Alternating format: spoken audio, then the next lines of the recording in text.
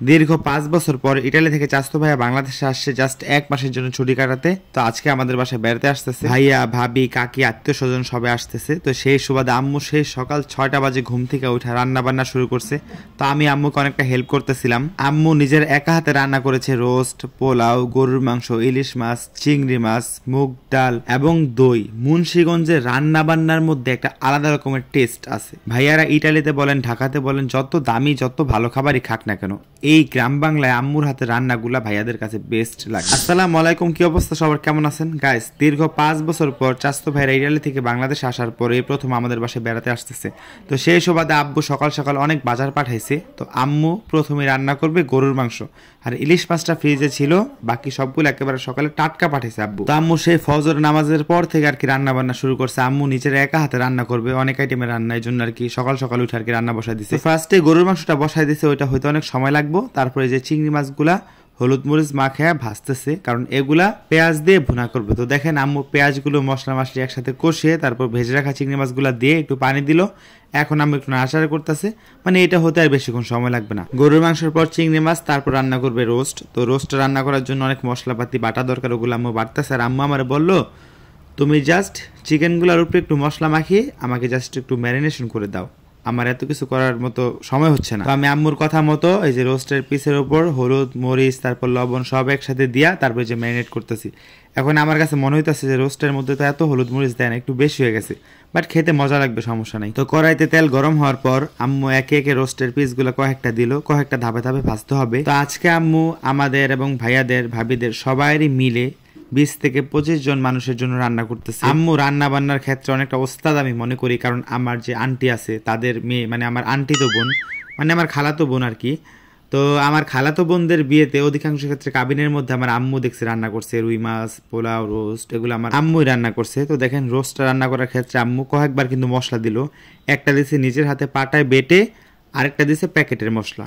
মানে রোস্টটা খুব পারফেক্টভাবে আম্মু রান্না করে। টক দই, মানে এমন কোনো ইনগ্রেডিয়েন্টস নাই যেটা আম্মু দেয় নাই।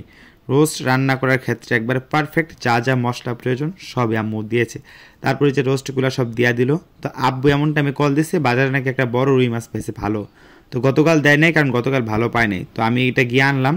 তো এখন আম্মু বলতেছে এটা কাটবে কে, বাজার থেকে কাইটে আনতে। এখন আমি যে বাজার থেকে গিয়ে কাইটে আনবো ওরকম সময় আমার কাছে ছিল না, কারণ আমার বাসায় এখন অনেক সবজি কাটতে হইব, কারণ আজকে আম্মু সবজিও রান্না করবো।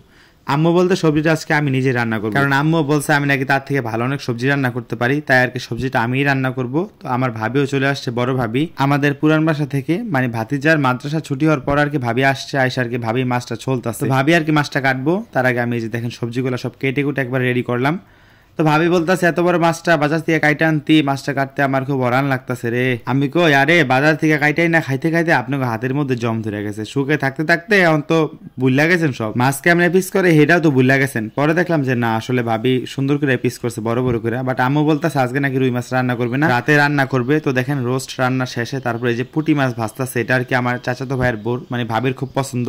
তারপরে যে ইলিশ মাছ ভাজতেছে, একেবারে ডিমওয়ালা ইলিশ, সাইজে একটু ছোট। তো আব্বুর নিয়ত ছিল যে আজকে একবারে সব তাজা তাজা কিনে আনবো, একটু ফ্রিজের খাবারও খাওয়াবো না, কারণ ভাইয়ারা বিদেশে খায় সব ফ্রিজিং খাবার। তো এই জন্য খুব তাজা তাজা আনতে গিয়ে আজকে ইলিশ মাছটা পায় নাই, তো ফ্রিজে যা ছিল ওইটাই আর কি ভাজছে। আম্মু এই যে এখন পোলাও রান্না করতেছে, তারপর সবজি রান্না করব, তাহলে আর কি রান্না বান্না শেষ আজকের মানে দিনের মতো। তো পোলার মধ্যে আম্মু পর্যাপ্ত পরিমাণে ঘি দিছে, তেজপাতা দিছে, তো একেবারে আমাদের গাছের, আপনারা দেখছেন। আমার আম্মু প্রতিটা খাবারের মধ্যে একেবারে পারফেক্ট ইনগ্রেডিয়েন্টস দিয়ে রান্না করে, মানে কোনো একটা খাবারের মধ্যে কোনো একটা মশলার কোনো ঘাটতি থাকবে না, যা যা টু জেড প্রয়োজন সব কিছু দিয়ে রান্না করবে। তারপর দেখেন এখানে কি পরিমাণে দুধ দিল, একবারে জাল দিতে দুধটা ঘন করে সর সহ তারপর পোলার মধ্যে দিছে। তো আমার আম্মুর হাতের পোলাও, আমার আম্মুর হাতের গরুর মাংস রোস্ট, প্রতিটা খাবারে আমাদের খালামণিদের সবার অনেক পছন্দ, আত্মীয় স্বজন সবাই অনেক পছন্দ, আর আমাদের তো পছন্দ হবেই, কারণ আমরা তো নিয়মিত খাই। পোলাও রান্না বসানোর পর এখন আর কি সবজিটা বসাইছে। তো এখানে কোনো হলুদ মরিচ দিব না, জাস্ট পেঁয়াজ, দারচিনি, গরম মশলা, এলাচ, তেজপাতা এগুলো দেওয়ার পর কর্নফ্লাওয়ার আর গরু দুধটা আর কি গুলিয়ে তারপর আমি দিয়ে দিছি। তারপর আর কি আম্মু সবজিগুলো দিয়ে দিল, সব এগুলো আর কি আগে সেদ্ধ করা ছিল। তো আজকের মতো একেবারে দেখেন সব রান্না বান্না টোটালি কমপ্লিট। তো এখন আর কি খাওয়া দাওয়ার পালা, বুঝছেন। ভাইয়ারাও সবাই চলে আসছে। তো এখন আর কি প্রায় দুপুর 2:30 বাজে, ভাইয়ারা চলে আসছে আমাদের বাসায় 12টা বাজে। তো রান্না শেষে চুলার পার থেকে ভাইয়াদের জন্য আলাদা কাচের বাটির মধ্যে খাবার বের আলমারির মধ্যে রাখছে, আরেকটা দইয়ের পাতিল আর কি আলমারির মধ্যে। তো এখন আর কি আমার জন্য ভাবি খাবার বাড়তেছে, আম্মু আর কি ভাইয়াদের খাওয়াইতেছে। তো ভাবি আমাকে একটা রোস্ট দিল, তারপর দিল একটা ইলিশ মাছের পিস, তারপর দিল একটু সবজি, তারপর দিল একটু সালাদ, সালাদের পর দিল একটু একটু লেবু, লেবু দেওয়ার পর দিল একটু কাঁচামরিচ, কাঁচামরিচটা গুঁড়ো করে কাটছে, তারপর দিল একটা চিংড়ি মাছ।